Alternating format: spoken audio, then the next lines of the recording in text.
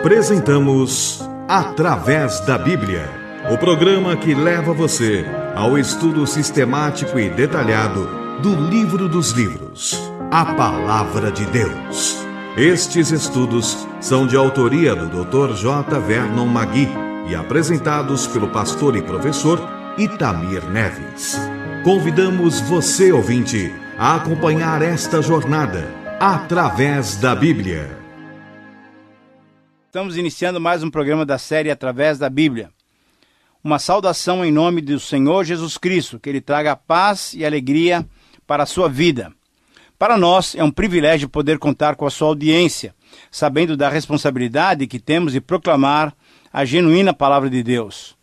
Ao iniciarmos esse programa, queremos agradecer a você que já escreveu e tem orado por nós, demonstrando o seu carinho e o amor cristão, dando-nos o retorno necessário de como tem chegado o nosso programa até você.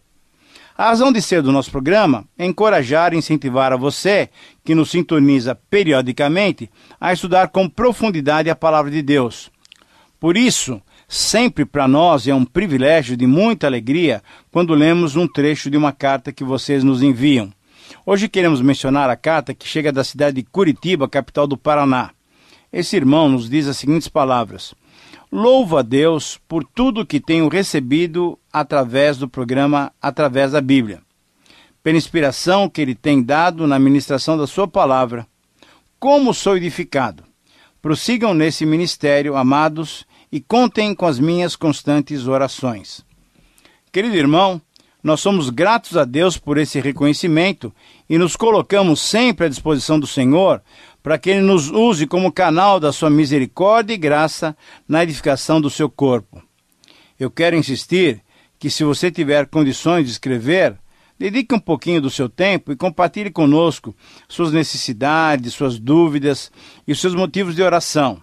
Compartilhe também aqueles motivos que alegram seu coração, as bênçãos que você tem recebido da parte do Senhor. Para nós sempre será um motivo de grande alegria colocarmos a sua vida diante do Senhor em oração. Na verdade, a oração é um veículo amoroso que Deus concedeu a nós, os seus filhos, para que possamos falar com Ele. E por isso eu quero convidá-lo agora a orar comigo. Pai querido, muito obrigado, porque Tu tens usado esse programa para a edificação do corpo de Cristo. Agora, Senhor, pedimos a Tua bênção na direção e na condução desse programa, que possamos ser edificados, que o Senhor fale conosco através do Teu Espírito Santo.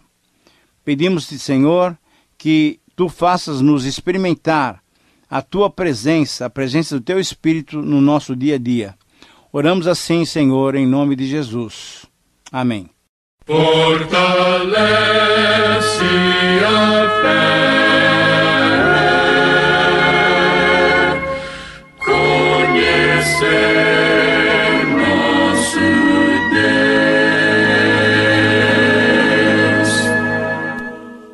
Querido amigo, estamos estudando o capítulo 4 do Evangelho de Mateus e já comentamos os 11 primeiros versos desse capítulo. Eles relataram para nós a tentação de Jesus no deserto e também o seu batismo, que foi o finalzinho do capítulo 3. Mas antes de prosseguir, do versículo 12 em diante, eu quero convidá-lo a uma ligeira recapitulação de todo o conteúdo que nós já estudamos. Veja só, primeiro, Mateus apresentou Jesus como recém-nascido, como o rei dos judeus. Segundo, Mateus mostrou que antes de Jesus começar o seu ministério, ele foi batizado, identificando-se plenamente com o ser humano. E em terceiro, Mateus também mostrou que na tentação, quando Jesus foi provado, ele enfrentou a Satanás, que é um ser pessoal, e saiu vitorioso. Destacamos esse fato de Satanás ser um ser pessoal, querido amigo, porque muitos têm se enganado pensando que Satanás é uma mera influência, uma influência má. Esse pensamento não é correto. O diabo é mais do que uma força ou uma influência. Ele tentou Jesus pessoalmente. Esta é a realidade do nosso inimigo. É verdade que ele pode apenas sugerir o mal na mente das pessoas, mas seja como for, ele é um ser que tem inteligência, vontade, sentimentos e, embora os seus sentimentos sejam todos eles maus. Mas vamos considerar outros aspectos dessa grande prova a que foi submetida ao nosso Senhor. Ele seria tão forte que poderia vencer a tentação? A resposta só pode ser positiva. Jesus venceria a tentação sem sombra de dúvidas. Mas aí surge uma outra pergunta. Será que Jesus poderia cair? Eu quero responder essa pergunta com um não muito enfático. Ele não poderia cair. Ora, se Jesus chegasse a cair, ou se houvesse possibilidade dele cair, então nós não teríamos um Salvador que nos desse garantia total daquela que nós necessitamos, de vitória, de conquistas no nosso dia a dia. Mas diante dessa afirmação, alguns fazem uma outra pergunta. Se Jesus não poderia cair, então por que ele foi tentado? Qual foi a finalidade dessa tentação, dessa provação? Ora, a tentação de Jesus tinha a finalidade de mostrar que ele era perfeito e mostrar, inclusive, que ele não poderia cair. Agora, querido amigo, acompanhe comigo esse raciocínio. Não testamos algo somente quando queremos saber se aquilo tem ou não tem valor, se serve ou não serve, se presta ou não presta. Às vezes, testamos algo para provar que aquele material é bom, é de excelente qualidade. Testamos para comprovar a qualidade daquele material.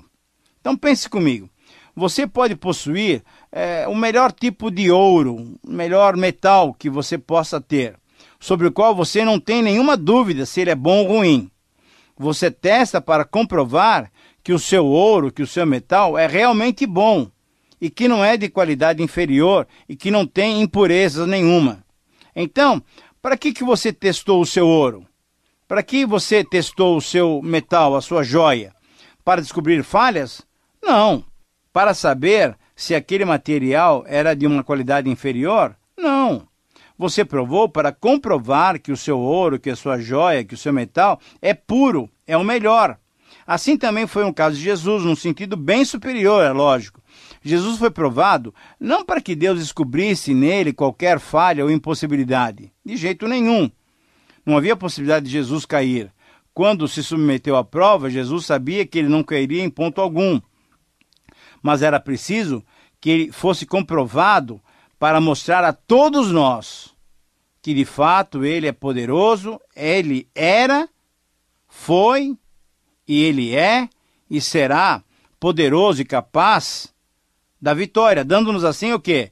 Também garantia da nossa vitória. Portanto, Jesus não foi tentado como os nossos primeiros pais, Adão e Eva.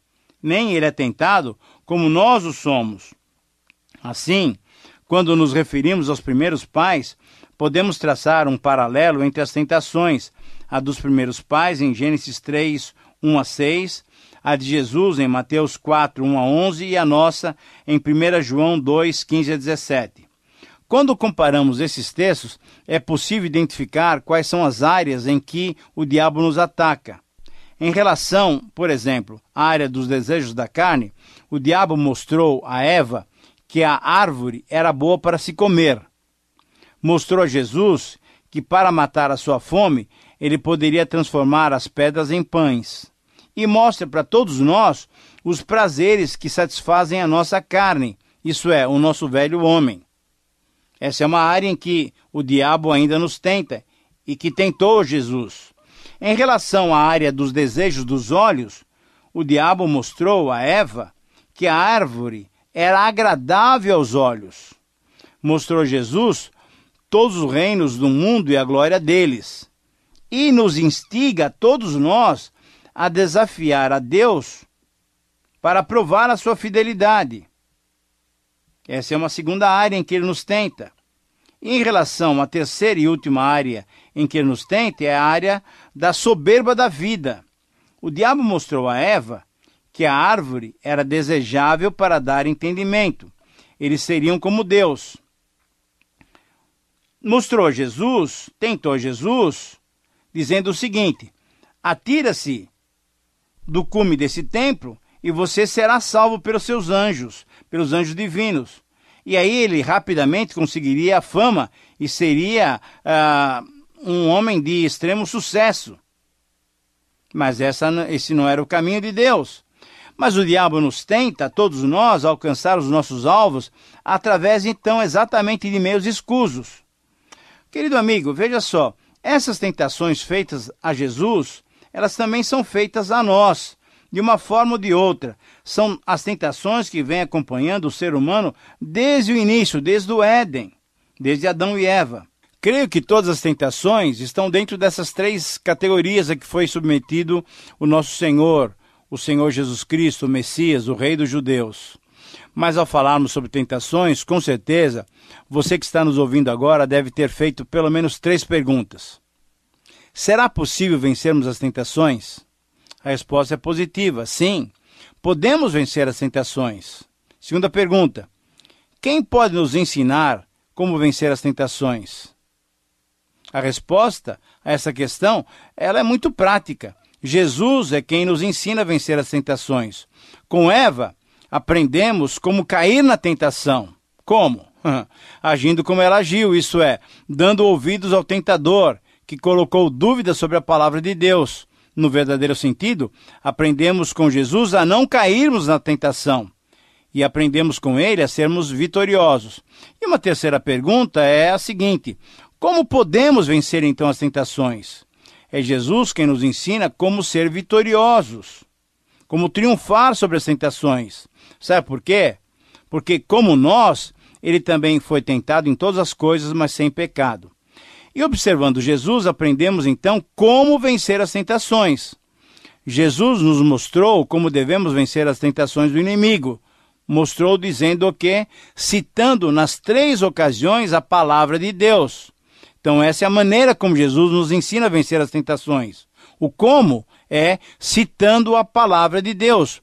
Foi isso que ele quis nos ensinar. Em todas as tentações, ele citou a Bíblia, a palavra de Deus. Ele poderia ter argumentado com o diabo, dizendo que não iria transformar as pedras em pães, nem saltar do pináculo do templo, nem queria possuir os reinos da terra, pois essas realizações não são as mesmas coisas tão importantes como alguns valorizam. Não. Jesus apenas citou a palavra de Deus e conseguiu uma grande vitória. Não ficou argumentando, citou a palavra de Deus e conseguiu uma grande e estrondosa vitória. Jesus então nos mostrou que a palavra de Deus é o único poder capaz de vencer as nossas tentações. Então, querido amigo, vejamos agora como é que terminou todo esse episódio da tentação do Senhor Jesus. O versículo 11 do capítulo 4 nos diz assim: com isso o diabo deixou, e eis que vieram os anjos e o serviram.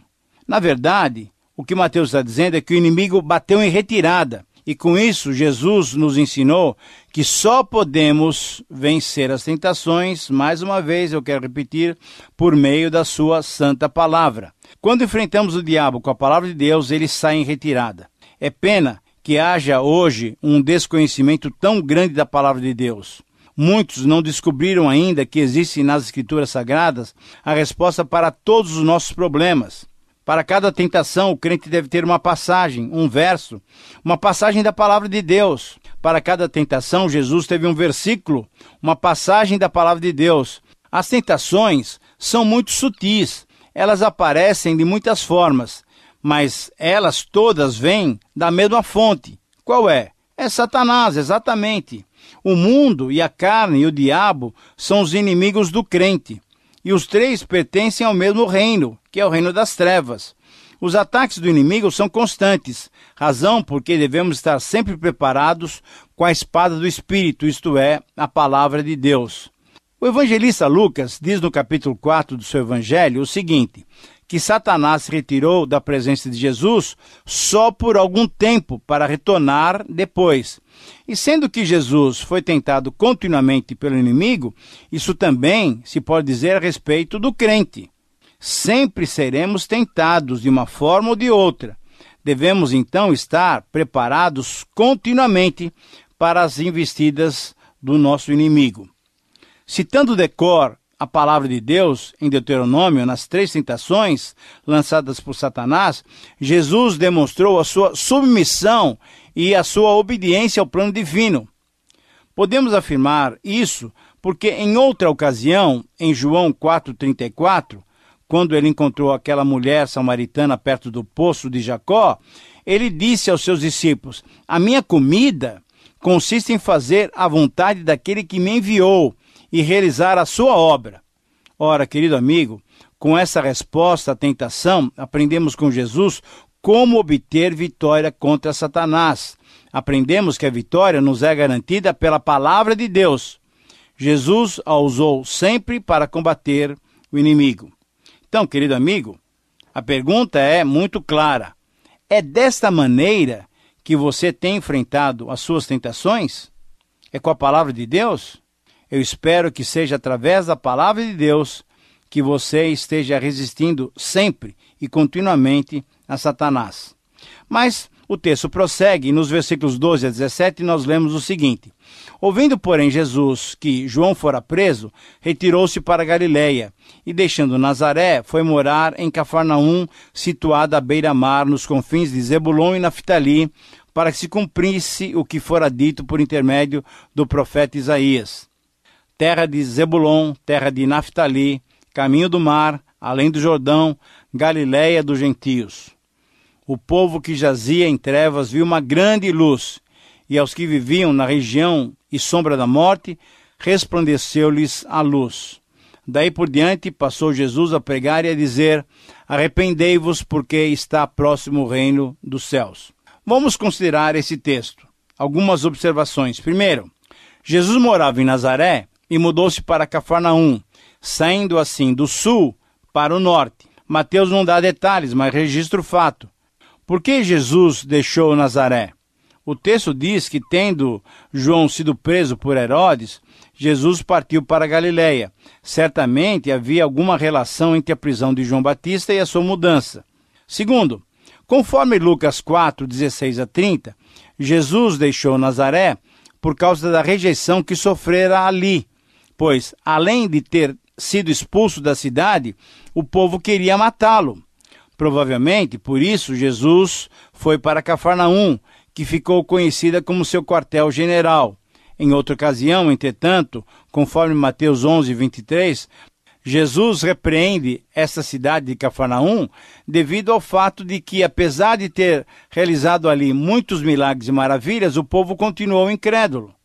Terceiro, mas Mateus nos revela uma razão da mudança. Veja só, você poderia imaginar qual que é? O texto diz, é isso mesmo, para que se cumprisse o que fora dito pelo profeta. Esse sempre tem sido uma frase usada, um termo usado por Mateus. O objetivo de Jesus era, mudando para Cafarnaum, era cumprir uma profecia do Antigo Testamento. E Mateus, então, usa isso para mostrar, através de todos os detalhes, que Jesus era o cumprimento das profecias do Antigo Testamento. De acordo com a profecia, Jesus deveria se mudar para Cafarnaum. Por quê? Porque Cafarnaum era uma cidade bem ao norte de Israel, próxima aos territórios de Ciro e Sidom na Fenícia. Devemos notar que Jesus não mudou para Jerusalém, que era a capital religiosa do país, que era a capital religiosa dos judeus, onde estava o grande templo dos judeus. Não! Ele mudou-se para Cafarnaum, para a terra dos gentios. Jesus fez ali, então, muitas maravilhas, embora os seus habitantes tivessem continuado com seus corações endurecidos. Tiveram Jesus morando lá, mas estavam longe de Deus. Querido amigo, em muitas ocasiões nos parecemos com os habitantes de Cafarnaum, não é mesmo? Veja só, vemos as manifestações poderosas de Deus, mas nós não nos quebrantamos diante disso, diante do seu poder, diante do seu amor. Minha oração é que você não seja assim, mas que permita ao Senhor Jesus se revelar a você. Quarto lugar, uma outra consideração que devemos fazer é em relação ao conteúdo da profecia de Isaías. Mateus enfatiza mais uma vez que, embora Jesus fosse o rei dos judeus, da linhagem de Davi, o Messias prometido do Antigo Testamento, ele viera para todos. A salvação oferecida por Deus através de Jesus era e é ainda hoje uma salvação universal. Isso quer dizer, a salvação está ao alcance de todos os seres humanos em todos os lugares desse mundo. Em quinto lugar, uma última observação que devemos fazer em relação à pregação de Jesus. Conforme o versículo 17, Jesus pregou nas ruas e sinagogas de Cafarnaum a mensagem que João Batista tinha pregado, o arrependimento dos pecados em vista à proximidade do reino dos céus. É interessante notarmos que, por denunciar o pecado e exigir arrependimento, o João Batista foi preso por Herodes, e então Jesus passou a transmitir a mesma mensagem. O reino estava presente porque presente estava o rei. O rei já havia chegado. Como já havíamos comentado, o reino dos céus é a eternidade invadindo a história humana. É Jesus Cristo na terra. E isso que aconteceu na sua primeira vinda, um dia acontecerá também quando ele voltar para estabelecer aqui definitivamente o seu reino. Aqui na terra teremos o reino de Deus. Uma pergunta muito específica para você. Querido amigo, você tem certeza de que participará desse reino? Você tem certeza de que você é súdito desse rei? Mas vamos prosseguir com o texto. Nos versículos 18 a 22, encontramos Jesus chamando os seus primeiros discípulos. Mateus escreve que foram chamados duas duplas de irmãos. A primeira, composta por Pedro e André, e a segunda, constituída por Tiago e João. Todos eles eram pescadores e estavam envolvidos nas suas funções.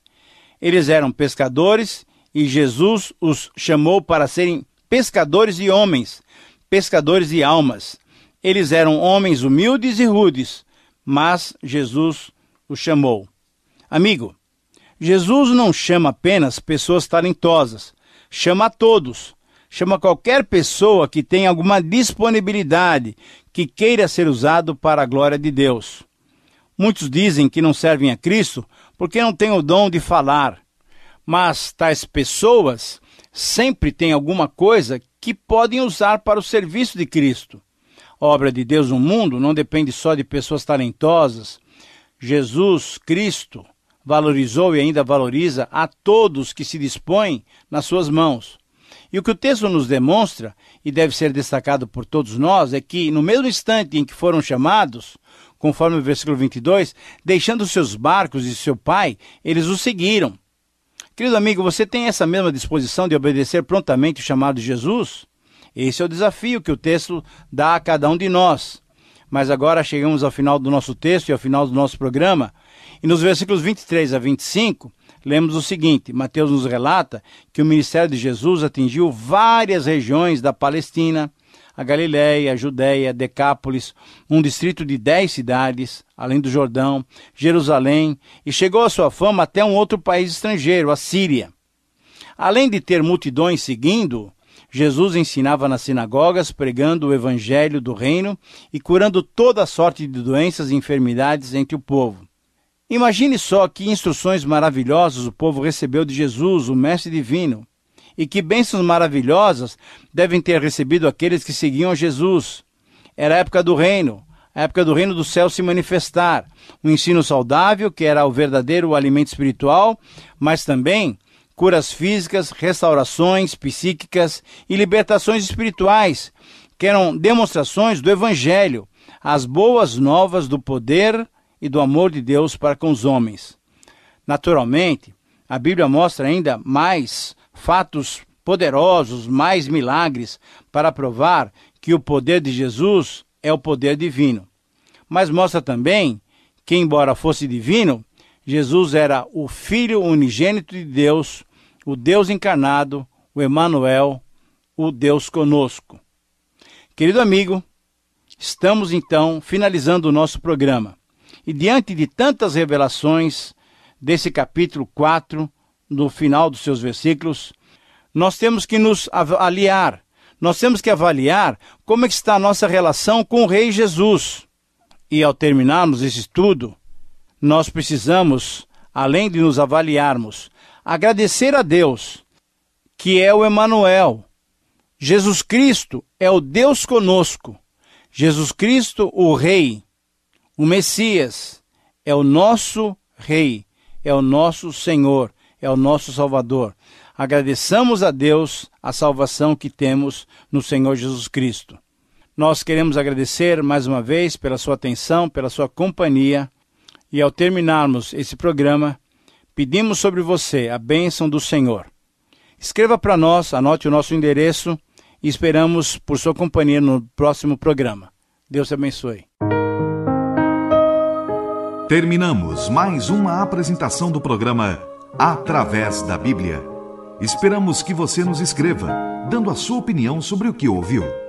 O nosso endereço é Caixa Postal 18.300, CEP 04626-970, São Paulo, São Paulo. Repetindo, Caixa Postal 18.300, CEP 04626-970, São Paulo, São Paulo. Este programa foi produzido nos estúdios da Transmundial.